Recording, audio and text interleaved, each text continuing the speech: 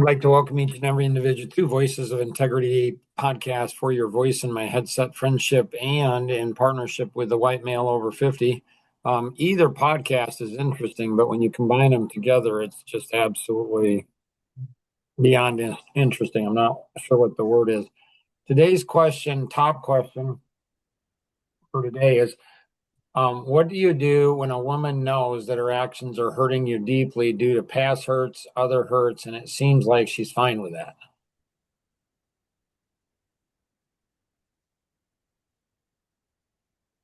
Okay. Can you talk to her about it? Like, can you, is there a way to explain it or is there a way to work? I don't How do I want to say it? know that women, Not sure. I don't know that women can go ahead and feel the pain men have, and I don't think men can either. So they just suffer. I don't know. I'm surprised Patrick doesn't have some laugh, minimum of a laugh. Well, I have my thoughts. Why? Go ahead. Well, I'm saying is it looks like you have like three options. You can try to change the woman, you can try to change yourself, or you can leave things just the way they are. Right? You propose maybe the two options: say something or do something where she changes her behavior, or do nothing and continue suffering. But the third thing is to change yourself. Well, Right? I think the only thing you can do is either leave it the same or change yourself. I think that we change other people when we change. It's like a force of the universe. It's like when we change, other people change. Maybe we like their change, maybe we don't. Okay.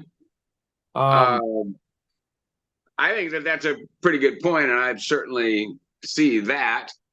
So the question is, uh, then in that particular case, how do you change yourself? for me, I just decide what I want to be and then I be that. I mean, I have an advantage probably because I understand the personalities. And so I can just go ahead and say, okay, you know, I'm going to just switch over to this personality and I'm going to do it for a year or two or three. And I do it. Not 24/7 for a full year or 3 years, but I just ramp it up and I just say, okay, I'm going to do it this year. I'm going to be an amiable this year. And every Does day that that, eliminate the hurt part of it?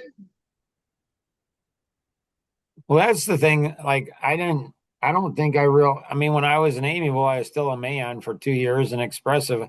I just thought that's part of being a man. You're going to go ahead and just get hurt. And it's just you just do. Now let's dive in. Let's make sure we dive because this was what Patrick and I talked about is the internal family system analysis. So, so do you find yourself, Patrick, continually um, putting a governor on yourself around people? I know that I put a governor on myself around people uh, that are not safe to be ungoverned. So, what do you mean by not safe? Meaning that if my feelings are, or how I'm feeling or reacting or thinking, experience, if I'm allowing myself to feel and express a certain emotion and that is damaging, not useful to me is a better way. If the response is not useful, then it's my job to just conceal that, to put up a wall so that I'm not communicating that to other people that are not going to be able to handle that. So here are 6 questions Patrick came up with. If you know what you are doing with the younger part of a person, how do you feel about that? 2 is, how do you know you are dealing with the younger part in men and women? Number 3, is it acceptable for men to operate in their younger part? If so, when? If not, when? 5, can you shift from your younger part to your adult part? Should they shift from their younger part to their adult part? And how to get yourself or another person to the younger part into the adult part, and why? So let's put some context on that, Patrick. Like, where'd that come from, or maybe a little more detail? Okay, so in current psychotherapy circles, the whole idea of what they call internal family systems is that as a human being, throughout our lives, we come up with, in each stage, we come up with things that we learn about the world, and we establish patterns and belief systems about the whole world. So when you're 5, for example, you're a 5-year-old, and you experience certain things at 5, and that teaches you things about life. And there's a part of you that is always there in that age group. Then as people would think that as you grow up, that part goes away. It never goes away. It's always still there. And we'll see that. Somebody, for example, is Nora on? Yeah. Adult woman. All right, so Nora's on, and she's gonna have recognize that, for example, in her. I think he's an ex. I'm not sure what the status is, but she'll recognize that in him. Or we know people, for example, that are adult males, but they seem to operate like a 5-year-old rather than like an adult. The current therapy theory is that it's because they're there in that spot experiencing life in that place in their brain that's a 5-year-old rather than an adult. And my whole thing is that modern psychotherapy says we're not allowed to judge that, which I find a little bit, not credible, because I think we're judged all the time. When you see an adult male acting like a 5-year-old, you judge that. I think you judge that. I don't think there's anything positive about that. Well, I think the thing is I think that you observe it, and if you like, I think there's a lot of men that act like, I act like a 3-year-old a lot, especially around my grandkids. So they seem to enjoy it, and it's fun. It's just, they're goofy, I'm goofy. It's just fun. That is an appropriate situation that is there to be there, confined to a safe and appropriate environment. But if you are having a discussion with your wife and you feel like you're talking to a 5-year-old, that may not necessarily be appropriate. Okay. Are we going to get into trouble right about now? Well, she's at pickleball, and she said that she was going to listen to it, so we won't get in trouble now. So it's Mark's fault. This is Mark's fault. Over the years, there's been multiple times in the 41 years we've been married where she's like, you're treating me like a child. I'm like, do you know why that is, honey? Why? Like, because you're acting like one. Like, and in one of the therapy sessions, I was actually there, and it's just fascinating to me. I was there, and this was after 35 years of marriage, and it always bothered me when her voice got so low I couldn't hear it. I'm like, I don't know what I don't know what you're saying.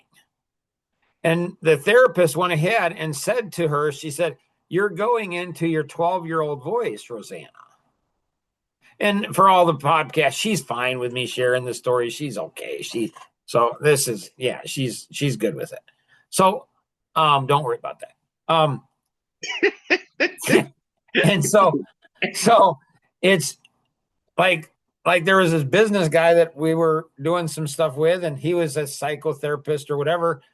And, and I raised my voice or got intense with him. He said, "That's really good, Mark. I'm bringing out your inner child." And I said, "I think it's good too, because my inner child's going to bring out your inner child and beat the crap out of your inner child." So, um, so Nora, do you have any comments, questions, or thoughts?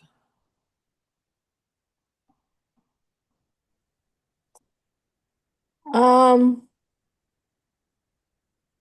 I don't know. My mind is rolling. So, Nora, Yes. can you bring up into your memory times when you were talking to a significant other male Mm-hmm. and you got the sense that you were talking to like a 5-year-old or a 12-year-old rather than an adult? Yes. How did you feel about that? Um, well, I tended to then maybe at times talk to him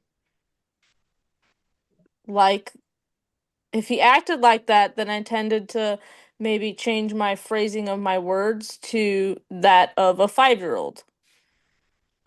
Which at times ticked him off. So So don't it was know. effective. So it was effective. Right. I think it's effective. It's like if you're acting like a child, well, then you're going to get treated like a child. I mean, you just are. So, Patrick, I mean, so Elaine, your thoughts or questions or what you want to accomplish today? Um, yeah, I agree with Nora. If I did the same thing, it tended to make him mad, but why does it make him mad? Like Well, it's like, and it wasn't if they even. had the Sorry, go ahead. if they had those action or if they want to revert back there, why does it make them mad if you counteract that then or like reply Because back you're in the same revealing, because you're revealing their true, what they really are, and they don't want to be revealed as that. So, You do they reveal. want okay. So very few people want to be treated like a 5-year-old, male or female, it seems to me. So what we know then, based on the theory, if we accept it, is it's there. We all are in those age groups and have those parts of us. So it seems to me that if you're an adult male, you know, something within you wants to operate like an adult male, not like, you know, a 5-year-old, especially when you're trying to have an adult conversation or solve adult problems. All right. That is, I think, the thing that I found that I kind of got in a dispute with my wife over. She kind of takes the psychotherapeutic, we're not supposed to judge. And I'm saying, oh, I judge. I don't respect somebody acting like a 5-year-old when they need to be an adult. Well, here's something you might try, because my wife says that I judge a lot. I'm like, I'm not judging, I'm observing. These are observable things. She's like, that's not observing, it's judging. I'm like, well, you're doing this, this, this. It's an observation. I think that if you switch it to observation, it's harder for people to destroy it, dismiss it. It's harder if you're saying, here's an observation. And I just did this, like Jesus, when he had the woman at the well, and he says, your husband, she says, I'm not married. He says, you've rightly said, the man you're living with is not your husband, and you've had 5 others. Like, and what did she do? She didn't get angry and ticked the man. She went and got excited and got everybody else to join. Why? Because Jesus wasn't judging her. He was just stating a fact. When the woman was caught in adultery with no man, which is a trick in itself, like, then he just peeled off one of the men after each of the men until there were no men left. And she says, he says, well, where are your accusers? They're not here. He said, go and sin no more. So I think it's almost like you want to observe something, and then you want to go ahead and ask them to judge it, judge themselves. Like, this is what I'm observing. Here's my observations. What do you think about your observation? What age would somebody do this? So this whole thing kind of got triggered with Rosanna when she did a post on Facebook. When trauma gets triggered, you don't act your age, you act the age your wound was created.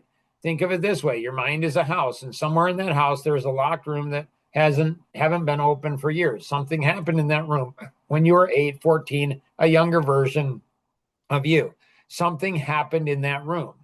So what you did was turn off the lights and shut the door and kept on living in the rest of the house. But that room doesn't disappear. It just waits. The moment something enters your mind and it sounds like that old fear, the door comes barreling out.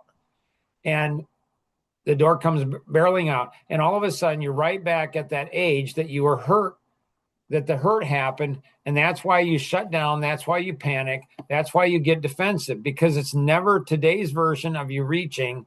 It's still the younger version of you trapped in that room that never got to finish the story. But here's the thing: true healing is not pretending that room doesn't exist. It's walking back in that room, turning on the lights, and making sure the younger version of you feels safe. I don't agree with this, by the way. I don't think it's about safety. I don't think it's that. I think it's you feel strong. Anyways, because when you do that, you stop reacting as your younger version of you, and your action finally start growing up with you. And when you stop acting like that entire room doesn't exist, you take your entire house back.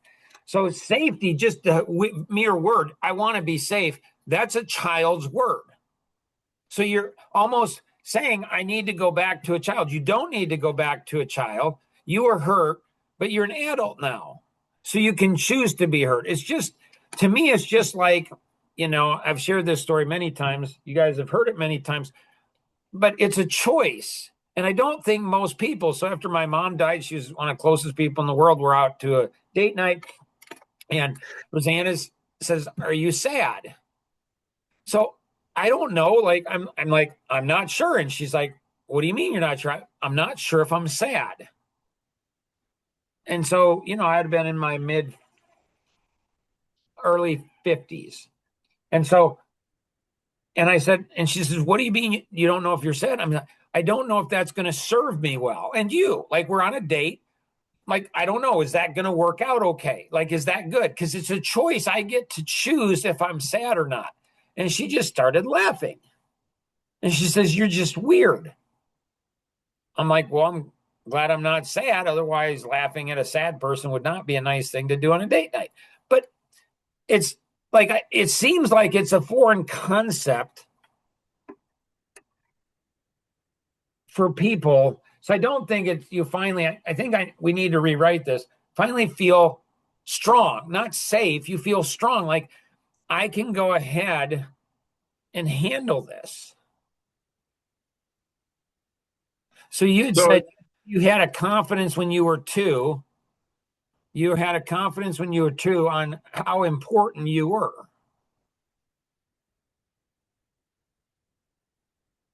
Yes? Yes. And so you said, but when somebody challenges that or something, you have a reaction. It wasn't trigger.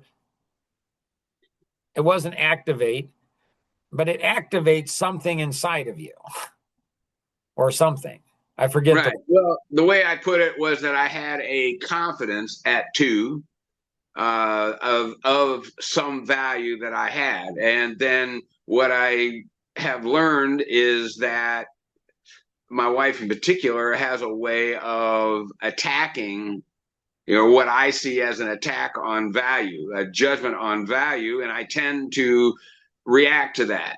I defend that idea.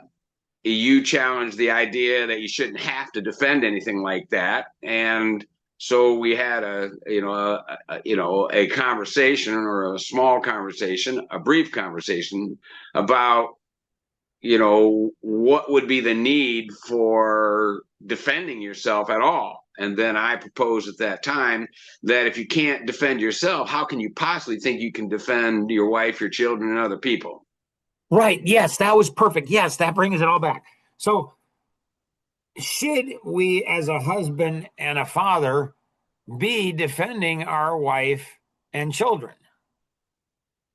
Or should we be teaching them how to defend themselves, or give them such strength that they don't need to defend themselves? They're impenetrable, like they're so solid.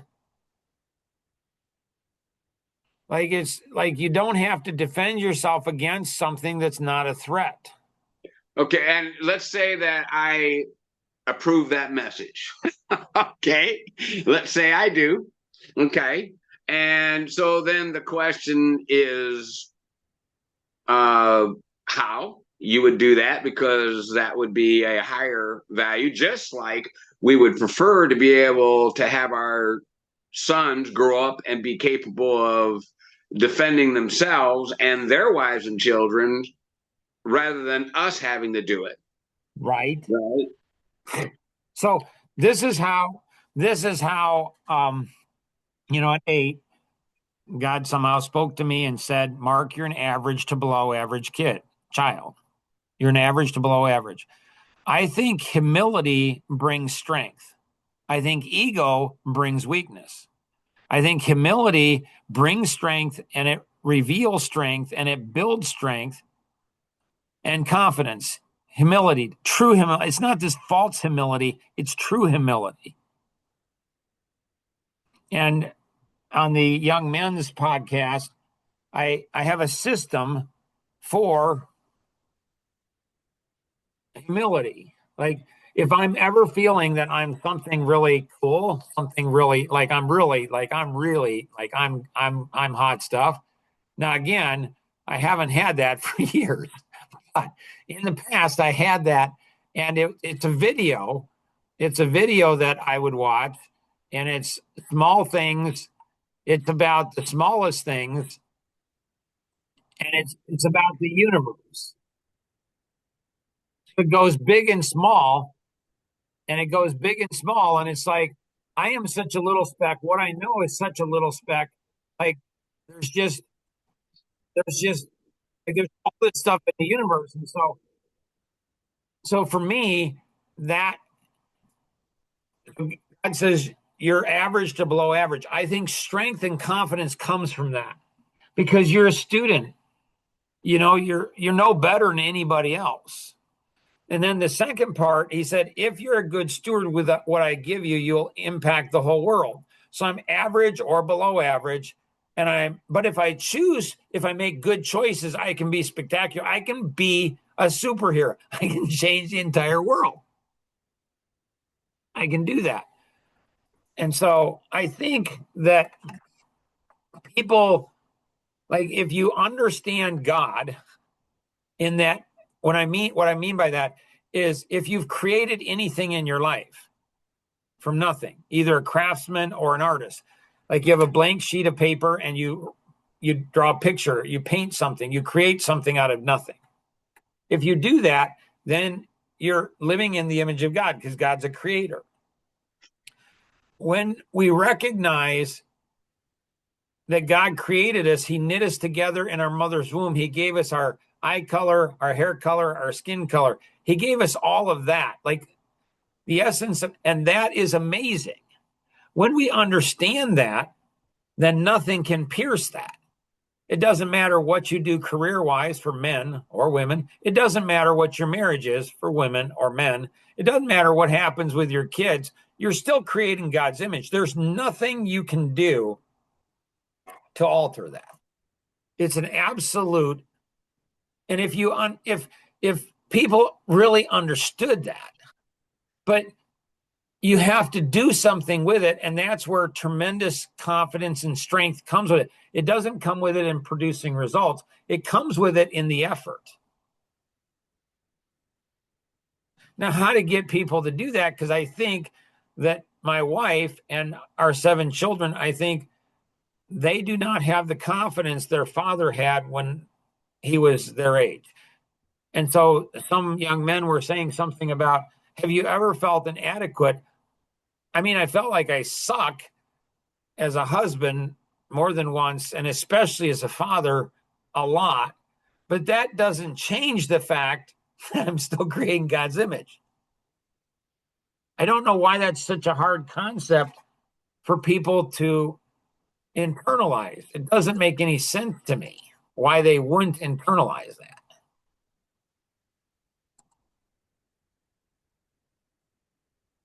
Nora?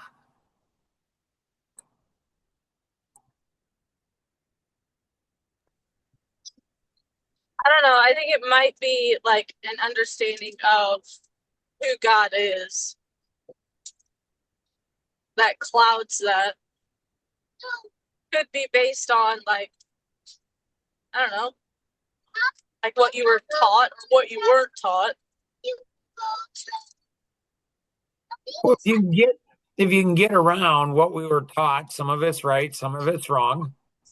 And it's not, it's not God. It's okay, this is what we're taught. Again, some of it's right, some of it's wrong. As a child, you accept whatever you accept. But as an adult, then you get to question it, then you get to wrestle with it, you get to struggle with it to say, well, what part is and what part isn't. Right. Elaine, your thoughts? Not, I don't think I have anything to add to that. I would agree to that, but yeah. So I haven't written a white paper, a booklet on confidence. I remember at a coffee connection probably 15 years ago, there were probably 8 of us there, and Rosanna, my wife, and then my oldest son, Jonathan, were there. They were both there. And we went around the table and we asked everybody, what's one thing you'd really like to be or do, or something like, what would you like to be or do? And both my wife and Jonathan went ahead and said that they wanted to be interesting. And it was just fascinating to me because they are two of the most interesting people I've ever met. So I'm like, why do they think they're not interesting? And so I wrote a white paper on how to be an interesting person. I don't know if either one of them read it. I don't know if they internalized it. So I think confidence, like there's a lady I work with, and she had a confidence of 2 or 3, and now it's really built up. So I've been thinking a lot about confidence lately. And how do you build confidence? I think it's counterintuitive, actually. I think it's the opposite of what we think it is. I think that praise builds false confidence, and adversity and getting beat up builds true confidence.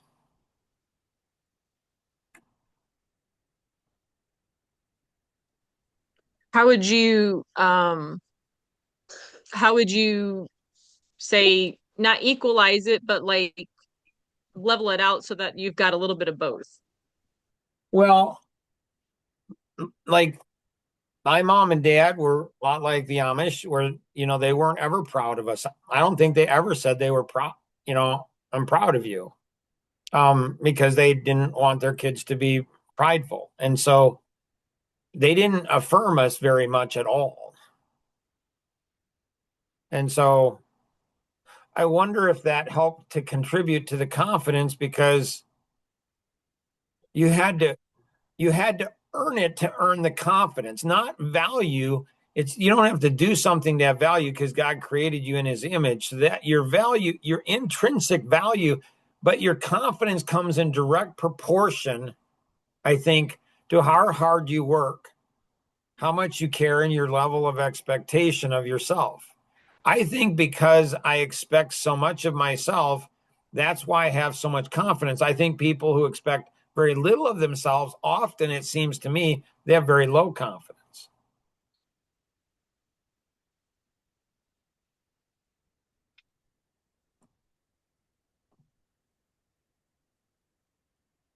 So there's a young man that is experimenting with learning how to argue. He said, I don't think I've I was never taught how to argue.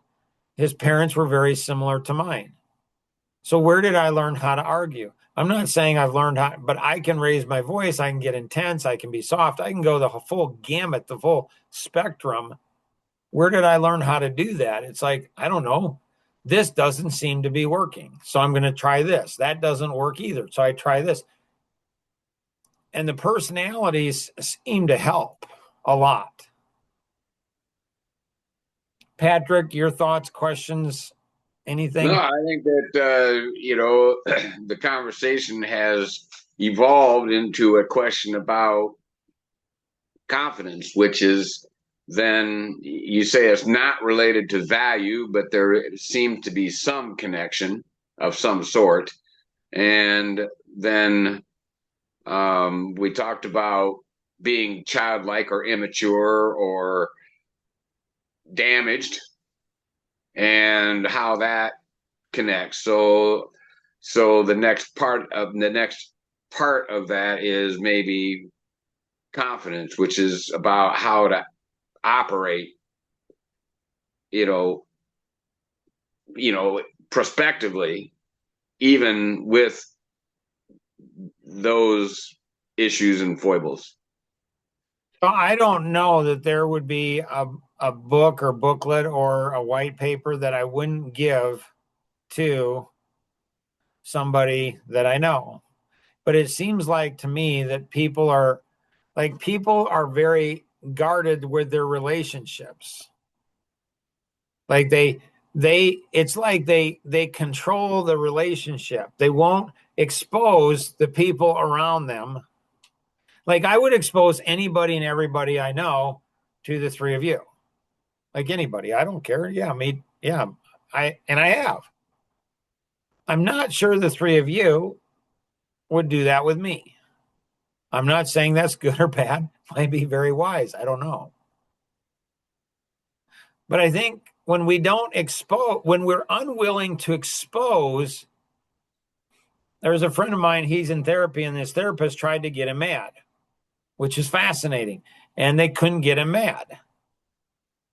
So when somebody gets angry, it reveals, they get angry, they get upset, like it reveals. So it's almost like I want to get, like, what if the three of us would give like a booklet to somebody that we didn't want to give it to? It's almost like people around us train us not to go ahead and broach certain subjects, not to ask certain questions, not to go ahead and do whatever. And so we allow other people to control us, and we put other people around us in a situation where they cannot and will not grow.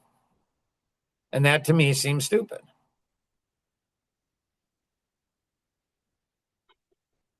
So who are the three people, Patrick, that you think you are most cautious and guarded and careful of what you allow them to be exposed to? Well, I don't know. I mean, I have to think about that. That's not a way that I would have thought about that before. So before I could answer, I'd have to think about it, about the meaning of that. What about you, Elaine? Maybe like in-laws or brothers-in-laws, sister-in-laws, somebody that's real close. Gotcha. And Nora, how about you? Okay, not sure. Hold on. Can you ask the question again?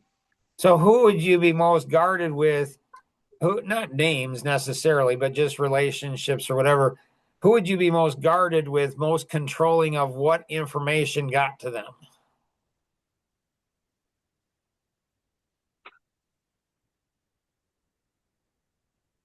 Not sure. It's a good question. See, Right now, probably the